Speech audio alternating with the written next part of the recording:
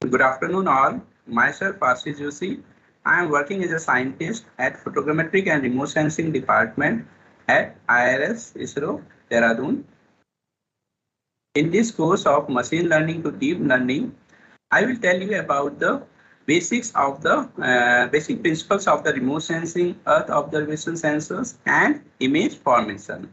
So in this lecture, mainly I will cover the remote sensing concepts, in which it will include the components of remote sensing, electromagnetic radiation, sensors which are active and passive in nature, and then I will cover the image formation concepts, where we will deal about the optical infrared sensor, panchromatic and multispectral images which are formed from the sensors, and the spectral reflectance and image resolution.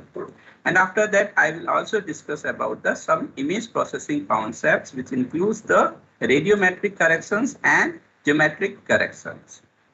So I will start with the remote sensing. So what is remote sensing? So the basic definition of the remote sensing is the science and the art of obtaining the information about an object, area, or phenomena through the analysis of data acquired by a device that is not in contact with the object, area, or phenomena under investigation.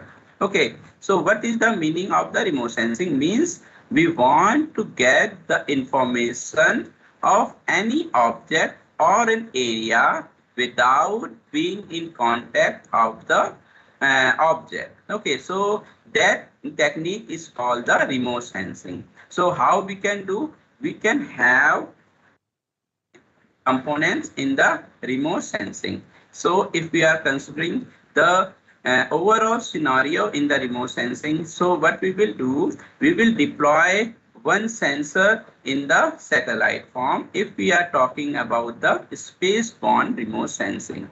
So in this way, if we are considering the passive remote sensing, means there should be a light source, which is the sun. So this light source or sun radiation are reflected by the target area. So this is the Earth and the target area. This energy is reflected by the target area and captured by the sensor. So this reflected energy is captured by the sensor, and it is also covers the atmosphere also. So the data is captured by the sensor. After that, this data is transmitted back to the Earth station situated at different ground stations in the across the globe. So we have in ISRO different Earth stations are there where we collect the data. So in ISRO in the Hyderabad, there is a main agency which is collecting the Earth observation data. So after that, the data acquisition, there is the some pre-processing of the data. After that, this data is given to the users for the analysis and application. So this is the overall components of the remote sensing. So how the data is transmitted, collected, and disseminated. So what are the different components in remote sensing? Okay, so if this is the target area, which is called the object to be sensed. So basically there is three component, major component in the remote sensing. First is the sensor, second is the electromagnetic radiation, and third is the object. So we have the sensor and we have the object to be sensed. And how we will sense the object? With the help of electromagnetic radiation. So what are the sensor? Through sensor, information about the object is obtained. In remote sensing, the sensors are not in direct contact with the objects. So these are the sensor and this is the object. So they are not in contact. So how they will contact? They will contact through the electromagnetic radiation. The information needs a physical carrier to travel from the objects to the sensors. The electromagnetic radiation is normally used as a information carrier in remote sensing. So it is a carrier of the information, the electromagnetic radiation. Third is the object to be sensed. So in the remote sensing, the major components, it is one should have one object to be sensed, one sensor so that it will sense the object, and one carrier which is the electromagnetic radiation. So what the sensor measure? So there are different types of energy which is reflected by the earth. So first the reflected energy or the emitted energy. Okay, so if we are considering the optical cameras, so there is mostly they will collect the information of reflected energy. Okay, some of the energies are back scattered, so that is called the back scattered energy. That we will use different sensors to store the data. Third is the emitted energy. So what is the emitted energy? Means after some time the earth is get heated, and after heated some energy is emitted. So this heat is or emitted energy is captured by the sensor in the form by the thermal sensor. So reflected energy is basically collected by the optical sensor. Emitted energy we will use for thermal, and if we are using some radar type of sensor, then radar or the synthetic aperture radar, then that energy is called the backscattered energy from the earth, that is collected by the remote sensing. So what is electromagnetic radiation? So basically the electromagnetic radiation is defined in the form of the wave also and as a particle also. So what is the wave definition? So electromagnetic radiation travel in the form of waves which have the both the electric and magnetic component. It is actually have the speed of 3 into 10 to the power 8, and the relation between the speed, wavelength and frequency is given by the C is equals to lambda nu. So in the form of the waves, the electromagnetics have the some wavelength and some frequency. And what is the wavelength and frequency? So if this is the waveform, then this is called the upper points are called the crest and down points are called the trough. The distance between two successive crests is called the wavelength. So you can see this wave have the shorter wavelength because it has the distance between the two troughs is smaller. However, this have the longer wavelength, and the wavelength and frequency has the inverse relation. Means if the wavelength is higher, then frequency will be lower. If the frequency is higher, then the wavelength will be lower. So this is the high frequency wave and this is the low frequency wave. Okay. Now as a particle theory, the electromagnetic radiation suggests it is the composed of the many discrete units called the photons or quanta through the space. So the energy of that quantum is given by the energy is equals to h nu, where h is called the Planck constant and nu is the frequency. So the total energy is given by the E is equals to h nu. So combining the wave theory and the particle theory, the energy is given by the energy is equal to hc by lambda. So from this relation we can say the energy of the photon is inversely proportional to wavelength. The longer the wavelength of the electromagnetic radiation, the lower is the energy content. Okay. So in the electromagnetic radiations, we have the wide spectrum. So from the gamma ray to the radio wave. So basically our remote sensing basically works in the visible region, infrared region and the microwave region. This mostly the optical sensors work in the visible region. And so what is the visible region? With our eyes will see. So it will have the from violet to the red spectrum. So from the gamma ray to the radio wave, the frequency is decreasing and the wavelength is increasing and the energy is also decreasing. So in the optical sensor, basically in the middle part of the spectrum, we have the we will use the visible spectrum for the optical remote sensing.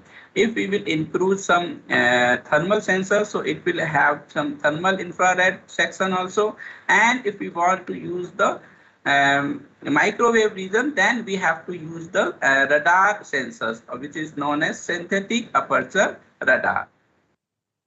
In the electric magnetic spectrum, we have certain atmospheric windows. So those area of the spectrum which are not influenced by the atmospheric absorption and thus are useful to remote sensors are called the atmospheric windows. So some of the portion is in the electromagnetic spectrum is absorbed by the different gases and water. And then we have only some of the windows in the electromagnetic spectrum which are useful for remote sensing. So these windows are called the electromagnetic windows.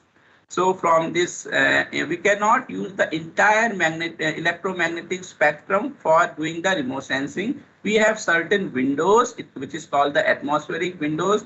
For that portion of the electromagnetic radiations, we develop some sensors and we collect some energies for that particular electromagnetic spectrum, and we will use for the different applications. So in the electromagnetic spectrum, we have the visible range. And so what is the visible range? That is the light which our eyes will see. The visible wavelengths cover a range from 0.7 to 0.4 to 0.7 micrometer. The longest visible wavelength is red and the shortest is violet. The reflected radiation in the visible region is used for the optical remote sensing. So basically the optical remote sensing means we capture the images. Like our mobile camera, we are clicking the images. In the same way, from the satellite, we are clicking some Earth images. That images are having the information of the reflectance value, and from that reflectance value, we will derive from some of the geophysical parameters. So in the visible region, we have from violet to red, from 4.4 micrometer to 0.7 micrometer. Second is the infrared region. The infrared region actually composed of two parts. One is the reflected infrared and another part is called the thermal infrared. So what is the reflected infrared? Actually, where we will use the optical sensor to have the reflected energy. And what is thermal IR? The thermal IR is the emitted energy, means after some time the earth is heated and some energy is emitted. So that energy is not the reflected energy, but that is called the emitted energy. So we will develop some sensors to sense the thermal radiations. So the radiation in reflected IR is useful for the remote sensing purpose in very similar to radiation in the visible portions. The reflected IR covers the wavelength from 0.7 to 3 micrometer. That is called the reflected infrared. And the thermal IR is from the 3 micrometer to 100 micrometer range. So for the emitted energy, we will use the thermal IR. So for this reason, we need the thermal sensor, and for this we will need the only the optical sensor. So for the optical remote sensing, we will have the visible range and the infrared range. Okay, so that is we will develop for the invisible range and the infrared range. Third is the microwave region. The microwave region is the last very much longer wavelength. So here we can see in the electromagnetic spectrum, this is the microwave region. So in this microwave region, how to capture the image? So because the wavelength is very much larger, so what we will do, we will use the radar antenna to focus the image. So the longer wavelength microwave radiation can penetrate through the cloud, fog, and the haze. And in this visible region, and basically we use lenses, mirrors for the image generation, but in the microwave region, antenna are used for the image generation. Then synthetic aperture radar is used for imaging in the microwave region. So the images in the microwave region is not generated by the optical cameras, but through the radars, because they are larger and because they have the higher wavelength. Because they have the higher or longer wavelength, then they can penetrate through the clouds also. So basically one drawback is for the optical remote sensing, means we cannot imagine in the monsoon region, where the most of the Indian region is covered with the clouds. Then the use of the synthetic aperture radar or the SAR images we are used for the remote sensing, because they can penetrate through the clouds. Now we have different remote sensing platforms, which is the ground based, airborne, on UAV based, and satellites. Means if we have different sensors, then we can deploy their sensors either on the ground to have the uh, remote sensing, or we can deploy the sensor on the airborne or UAV platform, or we can use the satellite. So it depends on our application. The actually on the ground base we have the limited area coverage. If we want to increase some area coverage, then we can use the airborne or UAV. But if we want the global coverage, then we have to use the satellites for generating the remote sensing images. So what are the different remote sensing sensors? We have the passive sensors and the active sensors. So what are the passive sensors? The passive sensor record the energy reflected or emitted by the target. They use the sun as a medium. So that is called the passive sun sensor. So actually if the sun is there, then it is the sunlight is reflected, and this reflected sunlight is captured by the passive sensor. So they don't have their own energy. Okay, so they depend on sun for the capturing the data. But in the active sensor, it has the capability to generate the electromagnetic radiations like radars. So in the radar, synthetic aperture radar, and the energy is emitted and the backscattered energy is collected. So the active sensors illuminate the target with their own energy, but the passive sensor does not have their own energy. It mainly depends on the sun. So these are the passive sensors. So remote sensing system which measures the energy that is not naturally available are called the passive sensor. The sun energy is either reflected or absorbed and then re-emitted. All the reflected energy is captured by the optical remote sensing sensors. There is no reflected energy available from sun at night. So at night we cannot do the remote sensing. So energy that is naturally emitted can be detected day or night, as long as the total amount of energy is large enough to be recorded. So in the passive sensor, we have basically the optical infrared sensor. So optical infrared means it will work for the visible region and for the infrared regions.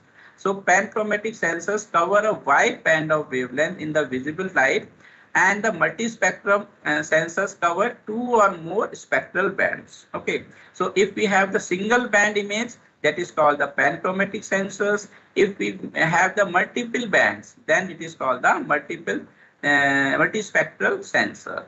Apart from the passive sensor, we have the thermal sensors, which measures the emitted energy. So in the passive sensors, the thermal sensors is used, which is measuring the emitted radiation. Or we can have the hyperspectral sensors, which have the very much larger spectral bands, and it will cover the most of the electromagnetic spectrum with the narrower band. Image data from several hundred bands are recorded, and it can be used for the remote sensing. So these are some of the passive sensors.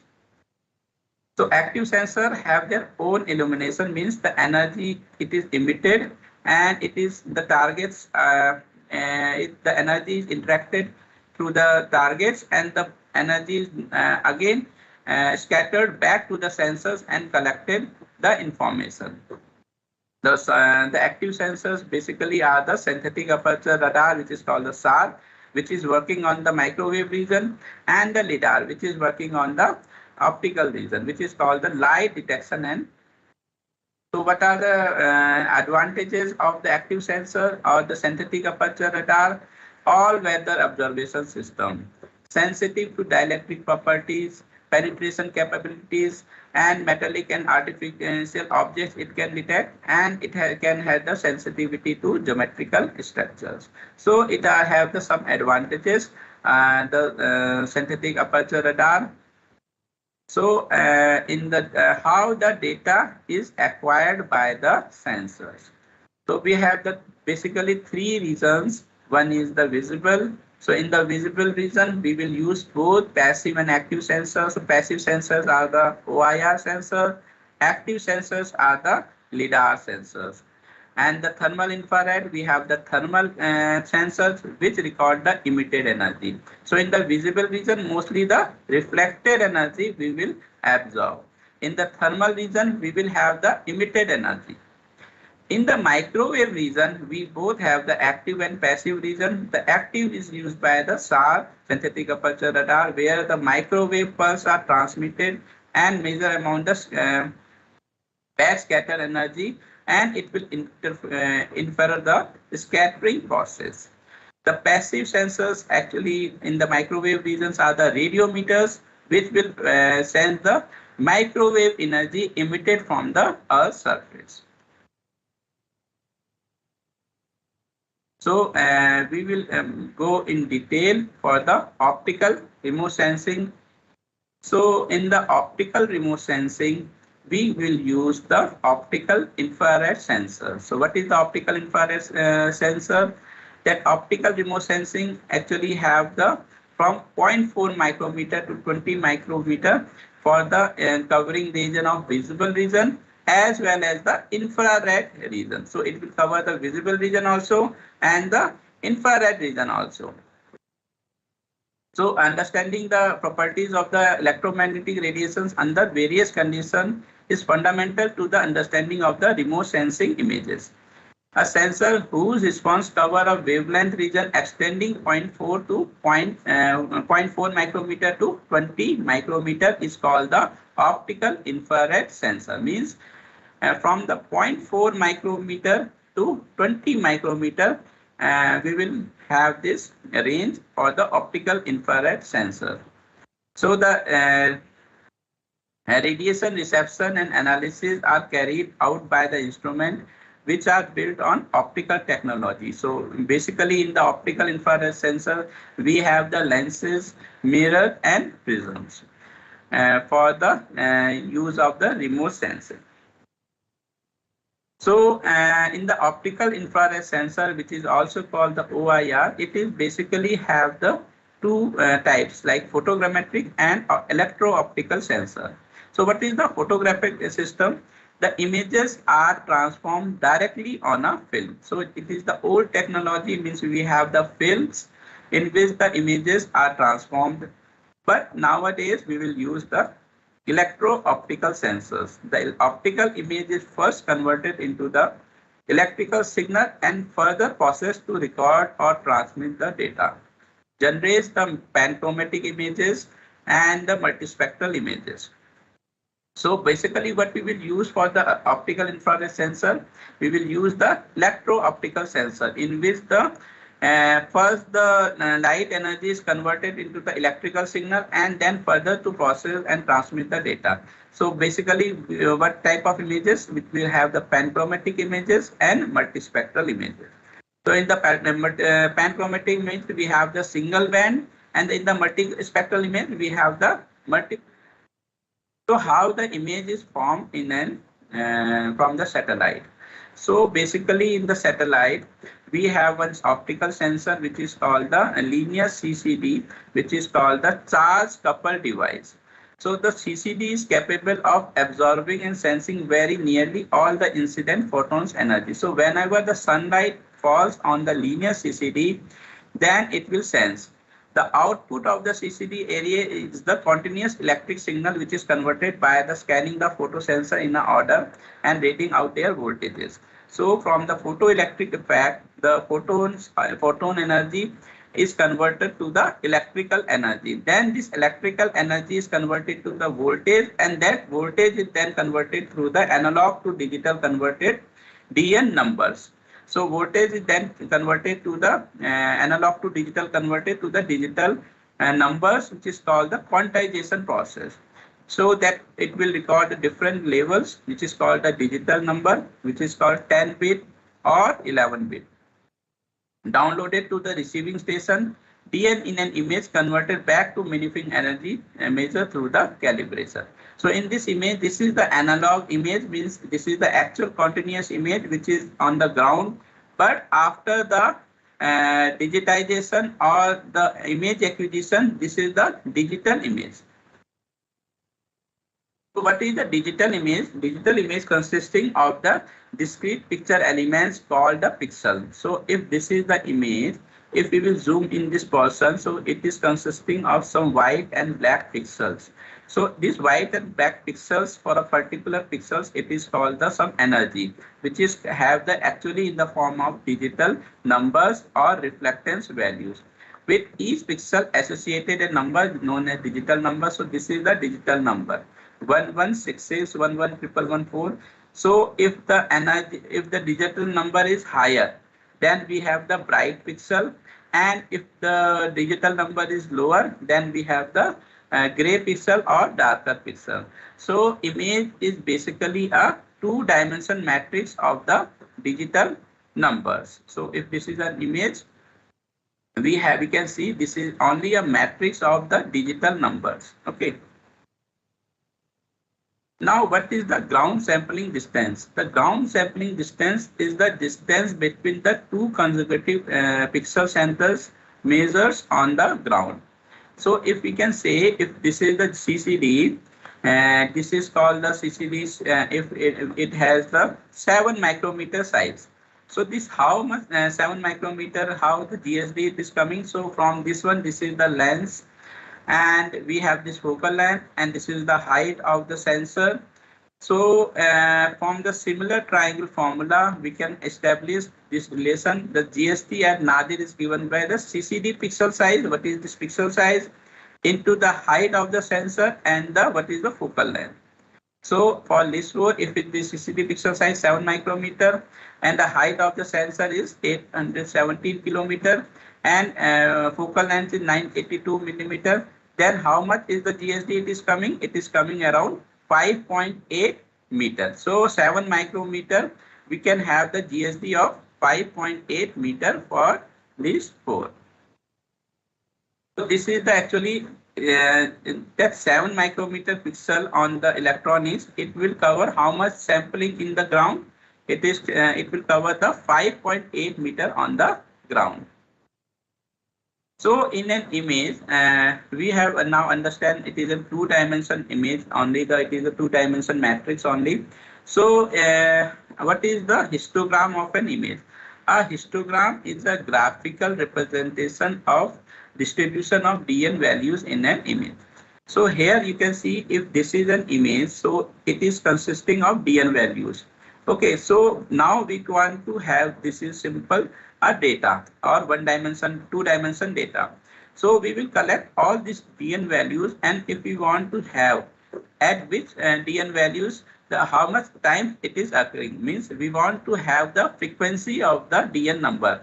So we can have in x-axis the gray level intensities, means the DN values we can have from 335 to 5000 values, and we can have one histogram, means how many times the values are.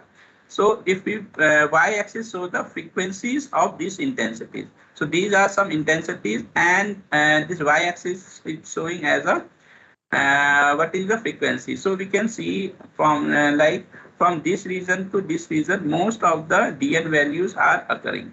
Okay, so what is the histogram? It is represented by the x and y axis, where x represent the intensities and y represent the frequencies of intensities. So in this image, we can have two types of images. One is the panchromatic image. Second is the we have the multispectral images. So what is the panchromatic? It is just like a black and white image. Instead of collecting visible colors separately, it combines them into one channel, and this sensor can see more light at once. So we are not actually finding the in each band and the light separately, but at once we will combine all the light, and with single band we will represent the all of the frequencies of the electromagnetic radiation. So we can have the single band. So it is just like a black and white image. So here the higher reflectance means the bright pixels, and lower reflectance are the dark pixel. It has the highest spatial resolutions compared to the multispectral images. So the panchromatic image is a single band images. Now, what is the multispectral image? So multispectral image basically have different bands. Means if we want one band of the blue, means blue spectrum, one band for the green, and one band for the one band for the red. If means we will have three CCDs. Means one CCD we will design for the capturing the light from the blue band. Second CCD we design for the red band, and third CCD for the green band. Means we have the three CCDs, and these three CCDs will have three images. Okay, so in the multispectral we have the multiple bands. Okay, in the panchromatic we have only single band, but in the multispectral we have the different bands. And if we, by using the different band combinations, we can extract different information. So band composition means we can have the natural color composite or the false color composite. So in the natural color composite, we have the we will use the blue band, green band, and red band. So in the multispectral, actually it will have the visible band, near infrared, and short wave infrared. So in the visible band, it will have the red, blue, and green that contains the information as our eyes will see. In the near infrared, actually, healthy vegetation is reflected. Okay, so if we want to have the remote sensing application for the vegetation type of thing, so we will use the near infrared band. Water in the leaves scatters the wavelength back into the sky. So if we want to have the soil or rock study, then we will use the short wave infrared. In the short wave infrared, actually the rocks and the soils appears brighter in the image, where a normal visible it will appear as the darker. So particular application we will use the particular band, means which feature is appearing bright in which band, then that band we will use for our application purpose. So what is the natural color composite? That is actually the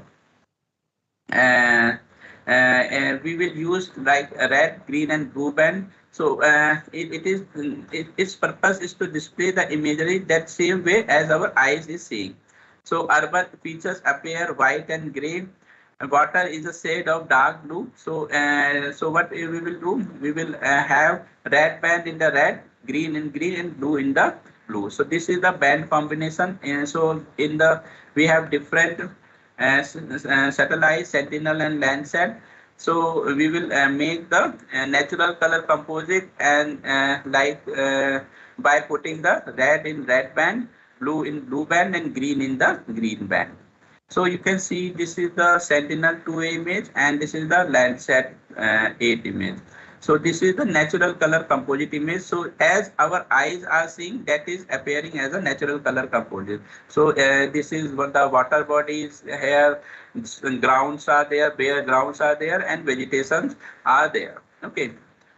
Now we can have also the false color composite. So if we want to have particular application, means if we want to have the vegetation study. So in the vegetation study, what I have told you in the last slide, Like in the infrared region, this is the infrared region, near infrared region, the healthy vegetation reflects it. So if we want to have the vegetation study, then what we will do, we can have the near infrared in the red band. So what are the band combination for the FCC? We will use the NIR in the red band, green in the red, and in the blue band we will display the green band. So it is called the false color composite. Okay. So these are the some band combination for the FCC for different sensor, list 3, list 4, and Sentinel 2 and Landsat. So you can see the difference between the NCC and FCC. So this is Sentinel-2A NCC image. Okay, and the same way this is the FCC image. So here all vegetation we can have, this is in the red scale. So, okay, in the different shades of red we have the vegetation color. So mostly we can use both FCC and NCC for our image interpretation, but NCC image actually affects by the scattering of the blue band. So mostly in the NCC image we will use the blue band, so the scattering in the blue band is more, so more haziness is appeared in the NCC images.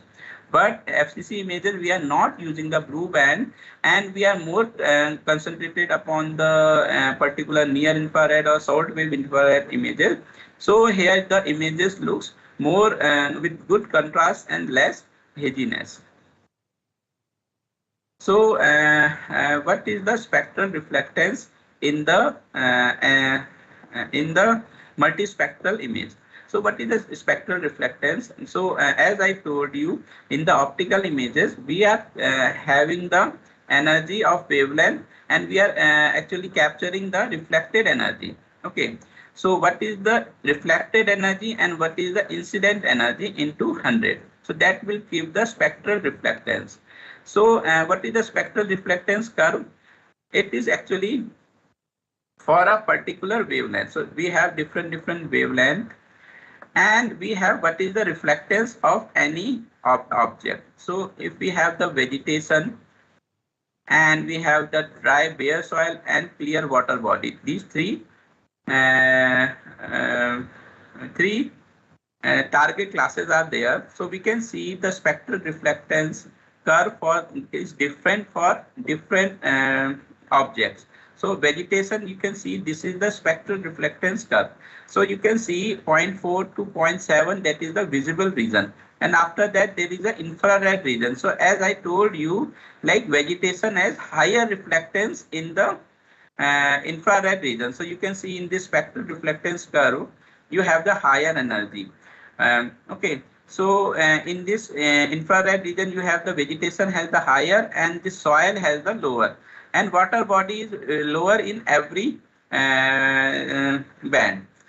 But if you can have this from there, that is the short wave infrared region, electromagnetic spectrum. Here you can see the soil has the higher reflectance as compared to the vegetation.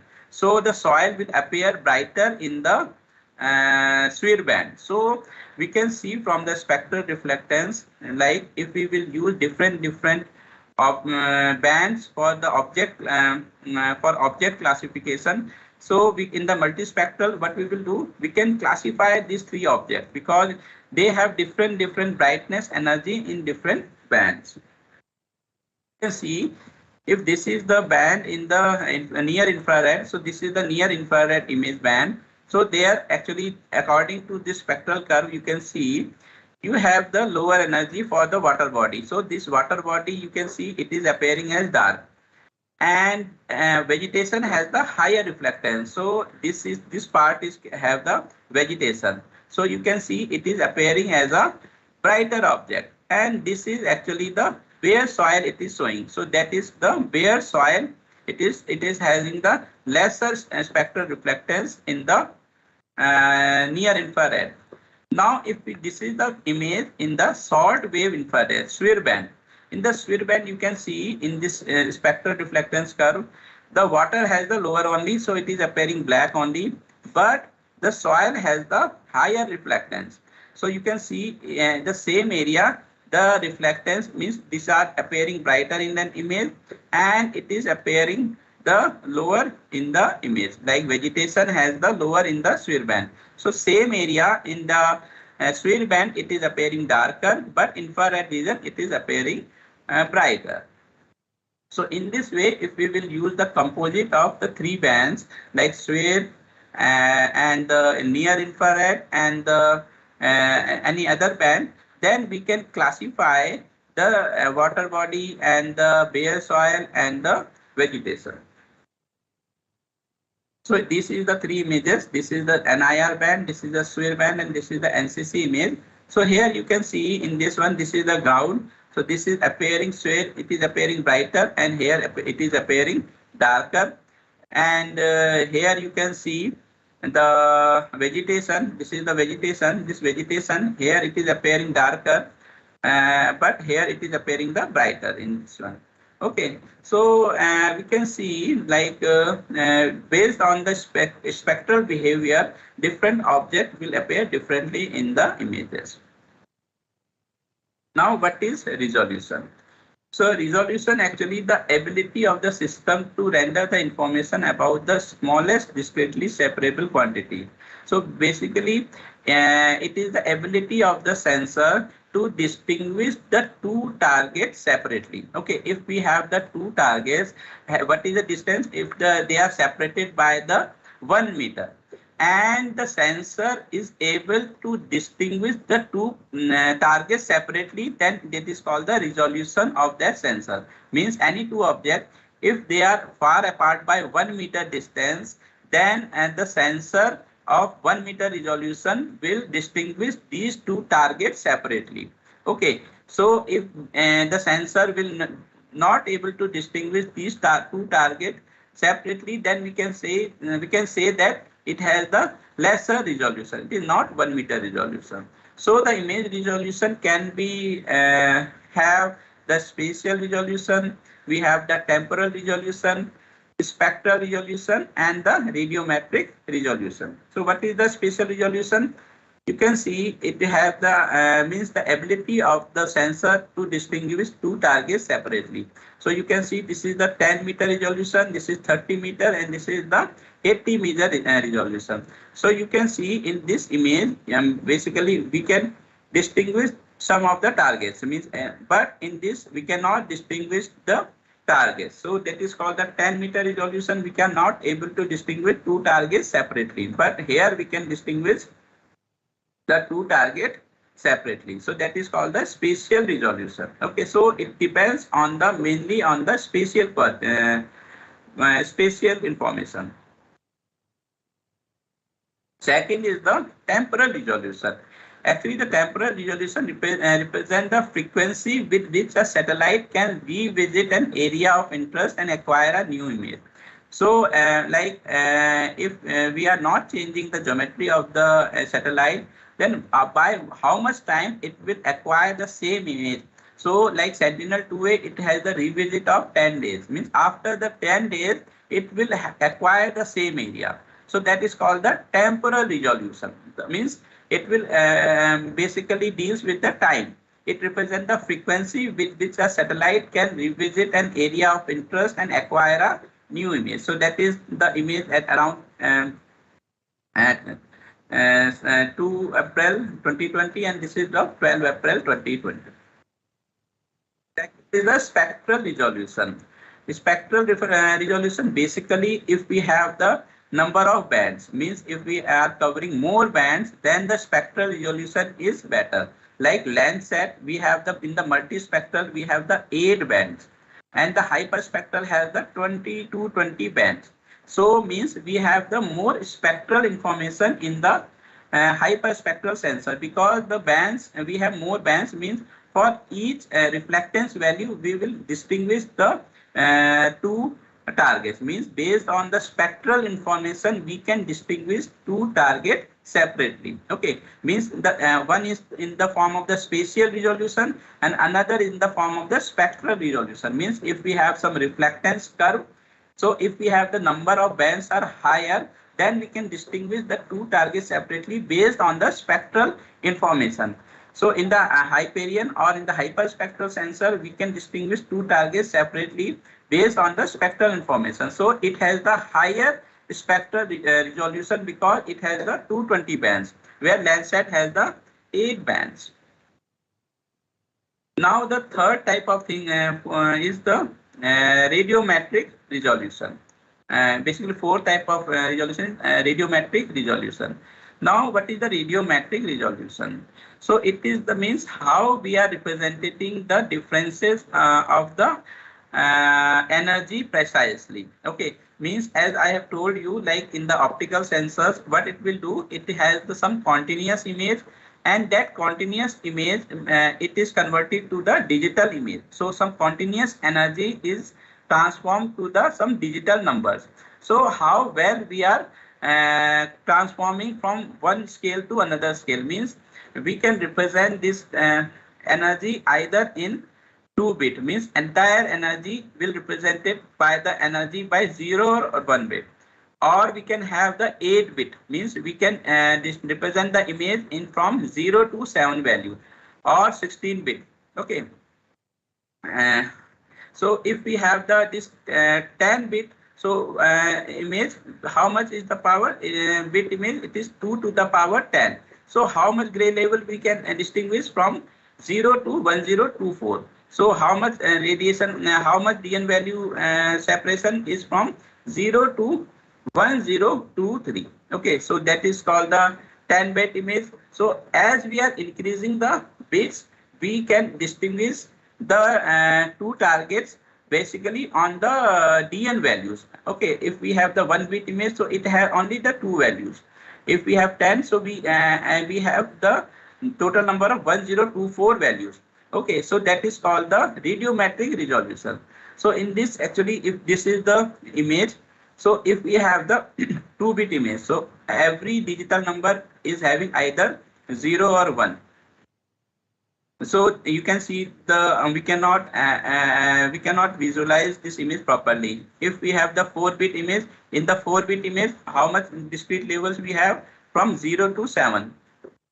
So only from 0 to 7 values are there. So there is some actually you can see some of the actually saturations of the values are there.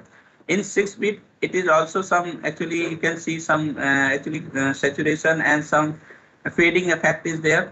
But in the 12-bit, the proper image is there. Okay, so we can represent the image better if the radiometric resolution is high. So radiometric resolution basically deals with at which bit data the image is, means it is a 10-bit data, 9-bit data, or 1-bit data. Okay, so that how much energy is represented by the digital numbers. So it's in case of these three ISRO, it is of 10-bit, and Landsat and Sentinel-2, we have the 12-bit data. So we have different OIR sensors like Cartosat-1, which is called which have the pan sensor. It has the 2.5 meter resolution, and we have the Cartosat-2A, 2B, which is having the 1 meter resolution, and the wavelength it is covering 0.4 to 0.8. In the list 4, we have the 5.8 meter resolution. We have the green, red, and NIR band. In the list 3, we have the 4 band, which is covering the green, red, and NIR, and SWIR band, and it has resolution is 23.5. In our Quarto 2S series, we have higher resolutions from multispectral. We have the resolution of 1.6, and we have the pan of 0.6 meter resolution. So this is some of the multispectral and pan sensors for Indian sensors. Now foreign sensors, we can have the Sentinel-2 and Landsat-8. So here we have different bands are there. So it has the Sentinel-2 has the multiple resolution band. We have the 60 meter band also, 10 meter band also, and 20 meter bands also. And Landsat 8 has the different multispectral band from 30 meter to the 15 meter resolution. So you can see the difference between the pan and multispectral image. You can see the difference between some optical and thermal images. So this is, you can see this is the thermal image, in the night, and here it is in the day, and this is the multispectral image. So as we know, like thermal energy, the oceans uh, warmer and the lands are cooler in the night. So you can see in the thermal image, the oceans are appearing as somewhat brighter than land, but in the day, land forces are more heated. So we can see this has the higher energy and ocean has the lower energy. So we can have different remote sensing images like optical, thermal, and SAR. So this is the SAR image you can see. So this is the Sentinel-2 optical image, and this is the Sentinel-1 SAR image. So SAR image is basically the backscattered energy. So it is normal. It is not normal image. It is actually done by some signal processing techniques. So which is having backscatter energy information. So this brighter pixels have the higher backscattered energy. So this is the runway, and this is the urban regions. How the this urban regions are appearing brighter in the SAR image. So in the some of the satellite images, we will use some pre-processing techniques. So I will discuss some of the pre-processing techniques in the satellite images, which will include the radiometric corrections and the geometric corrections. So radiometric corrections are due to the imperfections of the sensor, which can be the line and pixel dropout. It can be a striping, random noise, and blurring. Geometrical correction basically is the orthorectification of the images. So actually we should, if while using any image, we will see at which level the image is. Means it is radiometrically corrected and geometrically corrected or uncorrected. So what is the line and pixel dropout? So this can occur when a detector malfunctions permanently or temporarily.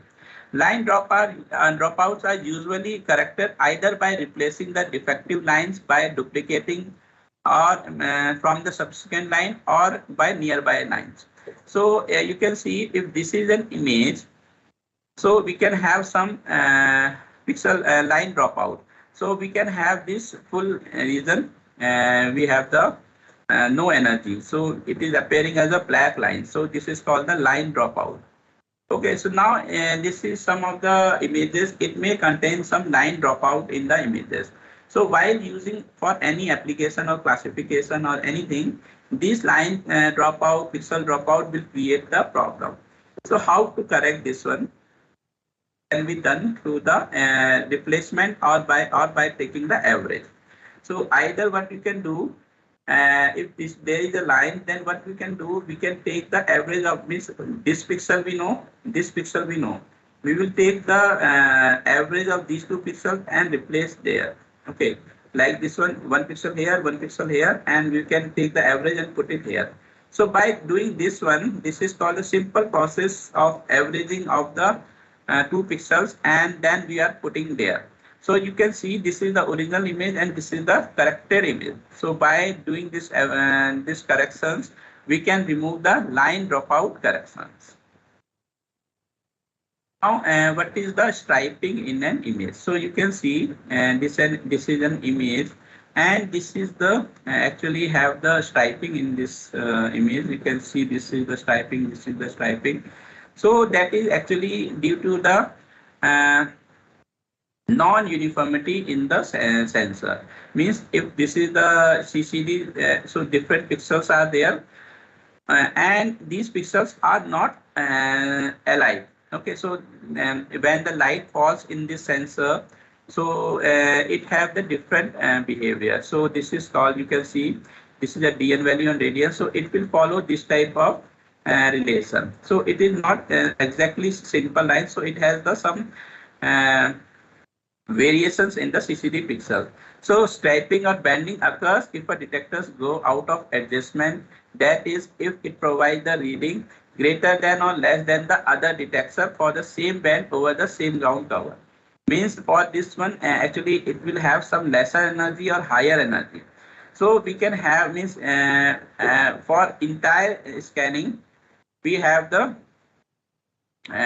this problem. So if we have this CCD and if the image is acquired by the motion of the sensor, so for that particular CCD, it has the low energy.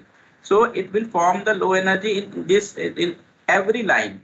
Okay, so it will form a banding type of thing in the image. So you can see this is called the striping in the image. So how the striping is corrected? So what we will find out, we will correct this by fitting the values and finding out the gain and offset in an image. So this gain and offset is called the LTC. From the LTC curve, we can compute this gain and offset actually. So here you can see this is the LTC light transfer characteristics of the CCD. So this curve we know. Okay, from this curve we can find out we can fit these points in this curve and we will find out the gain and offset values. And for this gain and offset value, we can form a new values. Okay, so this is the DN corrected values. This is DN normalized. We will establish this gain and offset, and for a particular DN values, we will find the new DN value. Okay, so after that, we can have this correction. So you can see this is the striping, and by the using the LTC curve and estimating the gain and offset values, we will correct this image. So this is the image with striping and this is the stripe corrected image. So basically what we have discussed, first is the line dropout we can have. So it can be done by taking the average of 2 pixels. Secondly, we have the line dropout. We have the corrections. In the striping corrections, it is on because due to the non-uniformity of the pixels. So this non-uniformity of the pixels actually will result in the banding in image, because in the CCD pixels, when light falls, then it will not have the same behavior. So some of the pixel will behave differently. So the energy will decrease. So for a particular this range, you can see the for entire this column, we have this lower energy. So it will appear as the banding in the image. Third is the random noise. Now random noise, what is the noise actually? The noise is actually the unwanted pixel value in an image.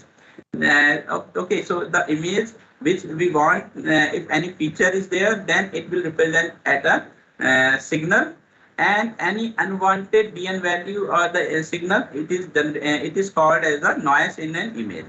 So normally the photons follow the exponential nature and generate the photon noise in the detectors. Corrections can be made through the edge preserving noise filters.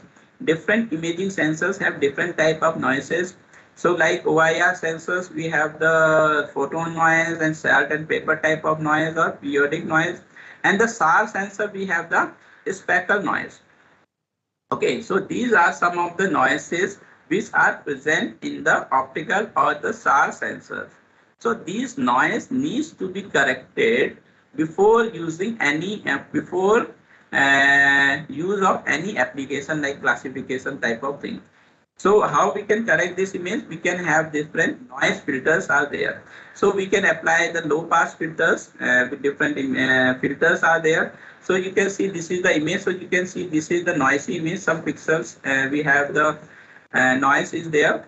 And after doing the noise correction, so this unwanted pixels are gone out, and this we can have the denoised image. Now third thing is the image blur.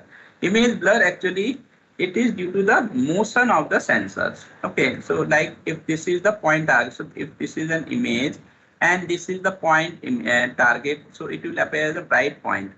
So if we have some, this is called the point spread function. So this is convolved with this one. So this is generating this type of blur. Okay. So if we are convolving this image with some blur function, then this is causing a blur. So in this way, if this is the original image and due to some motion of the sensor or anything other like lenses, due to imperfections in the lenses in the images, it will introduce some blur function. So that is called the blur function. So if this is the input image and the image is multiplied with this blur function, so it is becoming a blur. In the same way, if this is the image and this is the blur function, and this blur function can arise due to the motion of the sensor or imperfections in the lens. So how the image look like? Okay, so this is called the, this is the actually the original image, but due to the blur in the sensor or in the motion, we have got this image. So from the satellite, we will got this function, this type of images. So what we will do, we will estimate this blur function from the image or anything other, and we will multiply with this image to get this original back image back. So you can see this image restoration technique. It is called from the Wiener deconvolution technique. We can do this de-blurring. So if this is the blur image, you can see how much blur it is there. So no feature is visible. So by using the PSF function, and we can restore back this image. So you can see this is the restored image. So we have removed this blur, and this is the de-blurred image. So these are some of the radiometric corrections we will apply to the image before using to the before using for actual application purpose. Means we can have the line and pixel dropout, we can have the striping, we have the random noise or image motion due to the blur. So another things are the geometrical corrections. Now in the geometrical corrections, because the we are getting the images in the form of in the sensor geometry, so that actually it will have due to the terrain and due to the most due to the orbit, we have some orientation in the image. Okay, so we should for the proper use of any image, we have to do some geometrical corrections. Means we have to apply some of the sensor model or geolocation algorithm to correct this one the image. So unrectified or satellite image will not show feature in their correct location due to the displacement caused by the tilt of the sensor and relief in the terrain. So due to the tilt of the sensor and some terrain relief, we can have the displacement of the some of the features in an image. The orthorectification process corrects the geometrical distortion caused due to the terrain height and tilt of the sensor with the help of the digital elevation model and the sensor parameter. Now, what is the digital elevation model? So, digital elevation model consists of the what is the elevation values of the terrain. So, once we know the elevation values from the digital elevation model, then with the help of that digital elevation model, we will correct the image, and we will correct all the distortions, symmetrical distortion which is due to the terrain height or tilt of the sensors. So we will use some sensor parameters and digital elevation model to correct it. So an ortho image and an ortho photo is the image which represent the objects in their true orthographic system. Means and normally in the image we will acquire the image in the sensor geometry. Means we have the we have the sensor, and it is looking either nadir or with some tilt angle. Then it will acquire the data in the sensor geometry. But any image in the sensor geometry we cannot use, because if we are using the multiple images, then we should have that in the proper coordinate system in the map. Okay, so by for conversion from the normal sensor geometry to the map geometry, we should have some transformation. So that transformation we will do through the ortho rectification process, and we will generate the ortho images. So it is an orthographic system. So it is just as a user is seeing the image from the top. Otherwise, we have the oblique geometry in the sensors. So the ortho photos are therefore geometrically and equivalent to conventional line and symbols and the maps, because they are planimetrically correct. Ortho image can be used as maps for making the corrections, for making the direct measurement or distances. and areas without making correction for image displacement. Okay, so one type of correction what we will do the radiometric correction, which include the striping, line and dropout corrections, noise corrections, and the blur corrections. Second, we have to correct the images and the geometrical distortion. So geometrical distortion basically arises due to the tilt of the sensor or due to the terrain of the surface. So that we will use the digital elevation model. That digital elevation model will consist of the height values, and from that height values and the sensor parameter, we will actually correct the geometrical distortions in the image. So how the ortho rectification we will do? We can have some of the sensor model, which is consisting of the interior orientation parameters like focal length and other camera parameters, and exterior orientation parameter like X, Y, Z, and roll pitch and yaw. So these are and we can have the digital elevation model also, like height values of the terrain. The objective of the ortho rectification is to assign of the gray values from the image to each cell of the domain of the dam, which is called the digital elevation model. So how to use means, if we have the digital elevation model, then from the digital elevation model we will pick up the latitude, longitude, and height, and we will correct the for a particular image we will correct all the geometrical distortions. To determine the gray value, the 3D coordinate like X, Y, and Z, or latitude, longitude, and height are transformed into the image domain using the collinearity equations. Collinearity equation means in the optical sensor we are using the electromagnetic radiations, and we assume that electromagnetic radiation travels through the lines. So we have the collinearity conditions and there. So there actually we will assume center point of the image and the sensor and the point all lies in a single means it all three will lie on a line. So it will have the collinearity conditions. So from this collinearity condition we will establish our sensor model. So you can see this is the level 1 image in the optical sensor. So after doing the geometrical corrections, so this is the image is rotated, and all the geometrical distortions are corrected using the digital elevation model. So this is called the level 1 image, and this is called the level 2 image or ortho rectified image. So while using any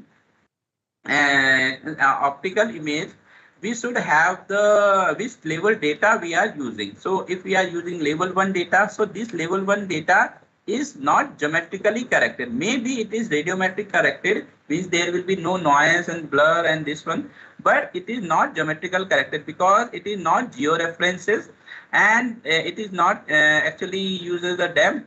So there may be displacement of some of the features, and if we overlay this image on the maps or any other GIS platform, then there will be no registration between this image pixels and the base image. So we should have the, if we are taking any image, so we will make the mind like which level data we are using. So if we are going for any photogrammetric type of thing, then we can use the level 1A data. But if we are doing directly some application purpose, then we have to use the ortho rectified image, because the ortho rectified image have the proper coordinate system, latitude, longitude values, and all the geometrical corrections are corrected in this image. So I'm stopping here. So you